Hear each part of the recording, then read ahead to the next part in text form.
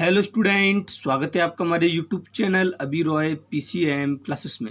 Student, जैसा कि आपको पता पड़ चुका है कि आज हम क्या पढ़ने वाले हैं। आज हम पढ़ने वाले हैं गॉस की प्रमेय अथवा गॉस का नियम, यानी कि गॉस की प्रमेय क्या होती है इसके बारे में हम पढ़ने वाले हैं। इसे इंग्लिश में कहते हैं गॉस थ्योरम और गॉस लॉ, यानी कि गॉस की प्रमेय अथवा गॉस का नियम।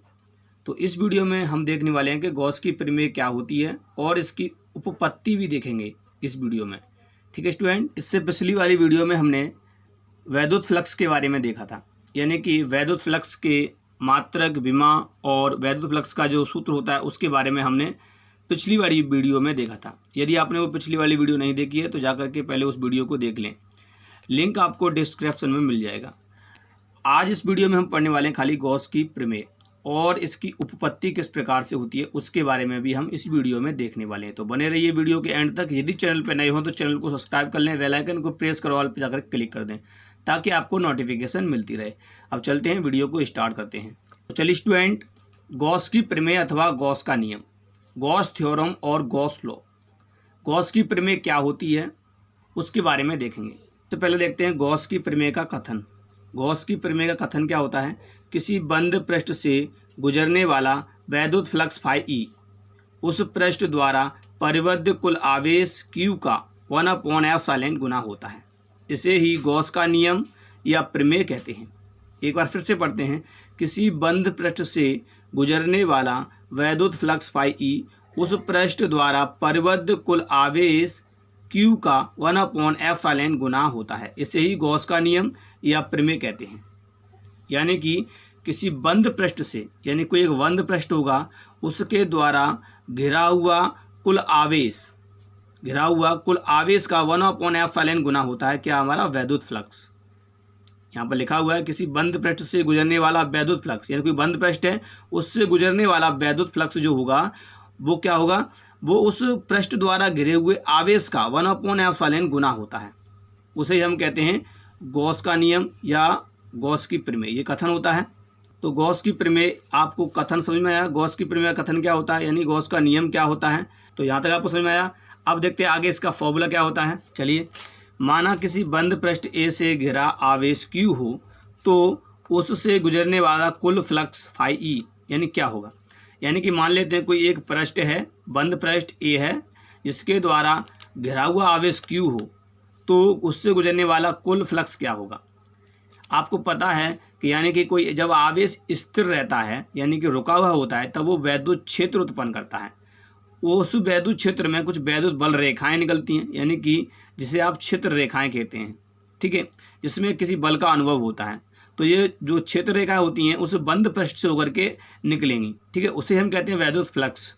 ठीक है, यानी कि माना किसी बंद पृष्ठ ए से घिरा आवेश Q हो तो उससे गुजरने वाला कुल फ्लक्स फाई ई होगा।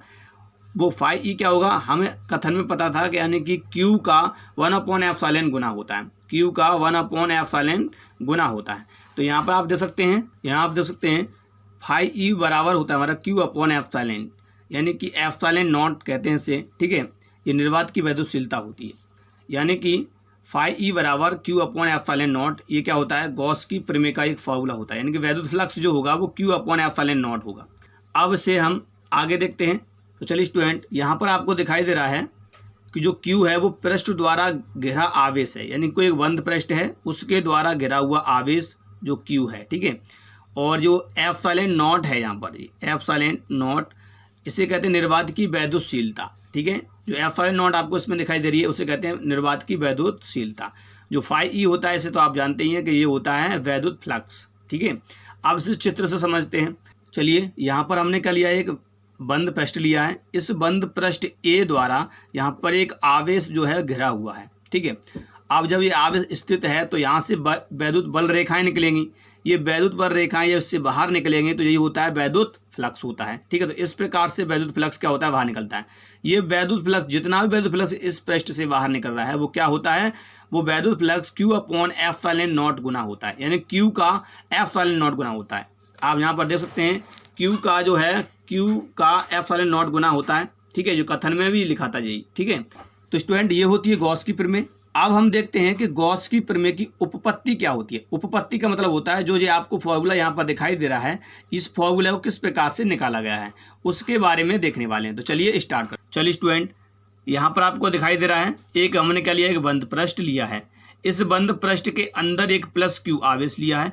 इस प्लस क्यू आवेश से यानी कि ओ बिंदु से आर दूरी पे एक बिंदु पी लिया है, जिस पर ही हमें वैद्युत फ्लक्स ज्ञात करना है। तो जब वैद्युत फ्लक्स निकालेंगे इस बिंदु पर, तो क्या करेंगे, हम एक छोटा सा खंड एरिया ले लेंगे। पी बिंदु के चारों तरफ एक छोटा सा खंड लिया हमने डी ए। इस डी ए खंड से हम क्या करेंगे, वैद्युत फ्लक्स की गणना करेंगे। तो इस डी ए क्षेत्रफल से ही क्या हो रहा है, एक बिंदु ओ पर एक कोण बन रहा है डी ओमेगा। इसे हम घन कोण कहते हैं। ये डी ओमेगा है, डब्लू नहीं है, ओमेगा, ठीक है। डी ओमेगा ये घन कोण होता है। तो अब हमें क्या करना होगा, डी ए क्षेत्रफल से ही हमें वैद्युत फ्लक्स ज्ञात करना है। तो आपको पता है कि यानी कि जो क्षेत्रफल सदिश जो होता है वो लंबतः होता है पृष्ठ के, ठीक है। तो ये लंबतः है, यहाँ पर आपको थोड़ा सा तिरछा दिखाई दे रहा है, परंतु ये कैसा है, लंबतः है। यहाँ से ये क्या है, वैद्युत क्षेत्र निकल रहा है, तो इसके बीच में कौन थीटा मर रहा है। तो अब हम क्या करेंगे, इसका वैद्युत फ्लक्स ज्ञात करेंगे। तो किस प्रकार से निकालेंगे डी ए क्षेत्रफल से वैद्युत फ्लक्स। तो सबसे पहले इसकी थ्योरी लिखेंगे। थ्योरी में क्या लिखना है, आपको कुछ नहीं लिखना है, जो यहाँ पर चित्र में आपको दिखाई दे रहा है वही लिखना है। तो यहाँ पर उपपत्ति में आपको लिखना है कि माना एक बंद पृष्ठ ए है जिसके भीतर प्लस क्यू आवेश रखा हुआ है। माना पृष्ठ पर क्यू आवेश से आर दूरी पर एक बिंदु पी है, जिसके चारों ओर एक लघु क्षेत्रफल डी ए लिया है। यह लघु क्षेत्रफल बिंदु ओ पर एक कोण डी ओमेगा बनाता है। क्या बनाता है, डी ओमेगा बनाता है। उसी प्रकार लिखना है जिस प्रकार से चित्र में लिखा है, ठीक है, डी ओमेगा बनाता है। इस लघु क्षेत्रफल का क्षेत्रफल सदिश डी ए है। इस लघु क्षेत्रफल का क्षेत्रफल सदिश डी ए वेक्टर, ठीक है, वेक्टर है, जो बिंदु पी पर एक स्थिर वैद्युत क्षेत्र ई से थीटा कोण बनाता है। क्या बनाता है, थीटा कोण। यानी कि आप देख सकते हैं इनके बीच में कोण कितना बन रहा है, थीटा कोण पर, मतलब ये पृष्ठ रखा हुआ है, ठीक है। तब बिंदु पी पर वैद्युत फ्लक्स होगा, यानी कि तब हमें बिंदु पी पर वैद्युत फ्लक्स याद करना है। तो बिंदु पी पर वैद्युत फ्लक्स किस प्रकार निकालेंगे वही हमें यहाँ पर देखना है। तो चलिए स्टार्ट करते हैं अपने डेरिवेशन को, कि इसकी उपपत्ति से हम फाई ई बराबर क्यू अपॉन एप्सिलॉन नॉट किस प्रकार से लेके आएंगे। सबसे पहले क्या करना पड़ेगा हमें, कि इस जो छोटा सा क्षेत्रफल है इससे हमें वैद्युत फ्लक्स निकालना होगा। तो सबसे पहले हम क्या करते हैं, आप देख सकते हैं, सबसे पहले हमने यहाँ पे किया है, छोटे से खंड के लिए अगर वैद्युत फ्लक्स निकालेंगे तो डी फाई ई बराबर निकलेगा ई डॉट ए वेक्टर, यानी कि डी ए वेक्टर, ठीक है। यहाँ पर वेक्टर लगा हुआ है। अब इनके मध्य में कोण कितना बन रहा है, आपको पता है कि थीटा कोण बन रहा है। तो यहाँ पर डॉट लगा होता है तो वहाँ कॉस थीटा लेते हैं। तो यहाँ हो जाएगा डी फाई ई बराबर E dot D A cos theta, ठीक है। यानी कि यहाँ पर डॉट लगा होगा वह कॉस थीटा, यहाँ इनटू का निशान साइन लगा होगा वो वहाँ पर होता है साइन थीटा, ठीक है। तो इसको हम समीकरण फर्स्ट मान लेंगे।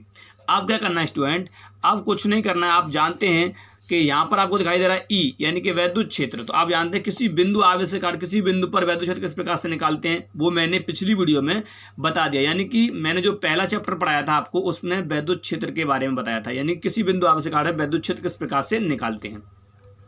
तो यहाँ पर भी हमें क्या करना पड़ेगा, पहले इस बिंदु से, यानी इस बिंदु पर क्यू आवेश रखा है, इस क्यू आवेश से काट इस बिंदु पी पर वैद्युत क्षेत्र क्या होगा, ठीक उसी प्रकार होगा जिस प्रकार से हमने पहला चैप्टर पढ़ा था, उसमें हमने किया था डेरिवेशन, ठीक है। तो यहाँ पे आप देख सकते हैं वही निकल के आएगा। यहाँ पर अब हमने लिखा है, हम जानते हैं कि क्यू आवेश के कारण बिंदु पी पर वैद्युत क्षेत्र ई बराबर 1/4 pi epsilon not Q upon R square होता है। अब ये वाला मान स्टूडेंट क्या करेंगे, हम जो समीकरण आपका फर्स्ट दिखाई दे रहा है इसमें रख देंगे। तो यहाँ पर वही किया है मैंने कि ई का मान समीकरण फर्स्ट में रखने पर, तो यहाँ पर हम ई का मान समीकरण फर्स्ट में रख देंगे। तो यहाँ पर रख दिया, आपको दिखाई दे रहा है, इस प्रकार से बन जाएगा। अब स्टूडेंट आप क्या करना है, इसे थोड़ा सा हट के लिख देते हैं। तो चलिए स्टूडेंट, यहाँ पर डी फाई ई बराबर Q upon 4 pi epsilon not D A cos theta R square, हम इस प्रकार से इसे लिख सकते हैं, ठीक है।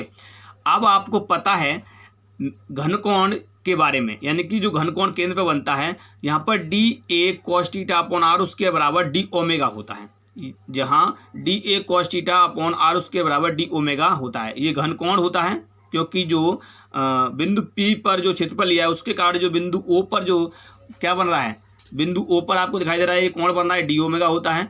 ये डी ओमेगा जो होता है वो कितना होता है, D A cos theta upon R square होता है। तो डी ओमेगा लिख सकते हैं, यानी कि इतने की जगह पर हम डी ओमेगा लिख देंगे। तो चलिए यहाँ पर हमने लिख दिया है, आप देख सकते हैं यहाँ हमने लिखा है डी ओमेगा, यानी कि डी फाई ई बराबर Q upon 4 pi epsilon not D omega. अब जब इतना हमने निकाल लिया तो ये तो हमारा निकल के आया है छोटे से खंड के लिए। आप देख सकते हैं ये छोटे से खंड के लिए हमने फ्लक्स निकाला है, तो छोटा ही फ्लक्स आया है, ठीक है।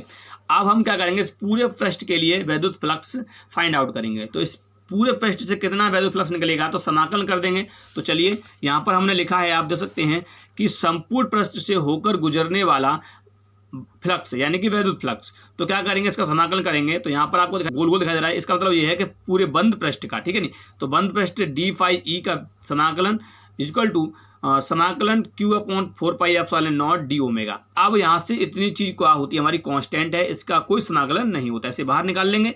तो जब इसे बाहर निकाल लेंगे तो आप देख सकते हैं किस प्रकार हो जाएगा, ये बाहर निकल आया जो हो जाएगा डी ओमेगा। अब डी ओमेगा आप जानते हैं कि डी ओमेगा यानी जो घन कोण होता है, डी ओमेगा का मान होता है हमारा कितना होता है, डी ओमेगा का मान 4 पाई होता है। तो यहाँ पर मैंने लिख दिया है, यहाँ डी ओमेगा बराबर 4 पाई होता है, ठीक है, क्या होता है 4 पाई होता है। तो डी ओमेगा की जगह पर 4 पाई हम रख देंगे। तो यहाँ पर आप देख सकते हैं कि यहाँ पर मैंने रख दिया है, तो फाई ई बराबर हो जाएगा Q upon 4 pi epsilon not into 4 पाई, ठीक है।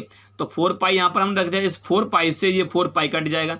जब कट जाएगा तो क्या बचेगा, आपको दिखाई दे रहा है क्यू अपॉन एप्सिलॉन नॉट बचेगा। तो यहाँ पे आप देख सकते हैं ये हमारा निकल आया फाई ई बराबर क्यू अपॉन एप्सिलॉन नॉट, ठीक है, ये तो कट ही गया। तो यही तो हमें निकालना था। आपको बस ये चित्र पता होना चाहिए, इसी चित्र से आप थ्योरी लिख देंगे और इसका डेरिवेशन भी आप कर देंगे, यानी कि किस प्रकार से इसकी उपपत्ति होती है इस फॉर्मूला की। देख लिया ना आपने, जब शुरुआत में हमने आपको कथन बताया था उसमें मैंने ये फॉर्मूला आपको दिखाया था, वही फॉर्मूला यहाँ पर हम फाइंड आउट कर पाए हैं, ठीक है। तो इसी चित्र से निकाला है। तो चित्र में कुछ नहीं था, आपको पता होना चाहिए एक पृष्ठ होता है, बंद पृष्ठ ए लिया है, इस बंद पृष्ठ के अंदर एक प्लस क्यू आवेश है। इसके कारण क्या होता है, जब ये स्थिर होता है तो वैद्युत क्षेत्र रेखाएं देता है। तो यहाँ पर आप देख सकते हैं ये वैद्युत क्षेत्र रेखा ई बाहर की तरफ निकल रही है। यहाँ पर हम बिंदु पी पर एक हम छोटा सा लघुखंड लिया है, यानी कि डी ए, इसका क्षेत्रफल सदिश डी ए वेक्टर होगा। इनके बीच में कोण थीटा है माना है, यानी कि इतने कोण पर हमने ये रखा है पृष्ठ। तो इस पृष्ठ द्वारा यहाँ पर जो कोण बनता है वो डी ओमेगा है, और डी ओमेगा का मान आप जानते हैं 4 पाई होता है। तो सबसे पहले डी ए से हम वैद्युत फ्लक्स फाइंड आउट करेंगे, तो छोटा सा निकलेगा, फिर उसका समाकलन कर देंगे तो क्या निकल के आएगा, हमारा संपूर्ण पृष्ठ का समाकलन निकल के आएगा। तो आप देख सकते हैं इतना निकल के आता है। अब इसी फॉर्मूला से हम क्या करेंगे, गॉस के अनुप्रयोगों को देखेंगे। गॉस की प्रमेय की सहायता से, मतलब इसके अनुप्रयोग भी होते हैं, उनको भी हम देखेंगे। तो इस वीडियो में आपने देखा कि गॉस की प्रमेय की उपपत्ति किस प्रकार से की जाती है। तो उम्मीद करते हैं आपको ये टॉपिक पूर्णतः समझ में आ चुका होगा। यदि ये वीडियो आपको पसंद आई हो तो लाइक करें, शेयर करें, चैनल को सब्सक्राइब करें, बेल आइकन को प्रेस जरूर कर दें ताकि आपकी नोटिफिकेशन मिलती रहे। अब मिलते हैं नेक्स्ट वीडियो में, तब तक के लिए जय हिंद।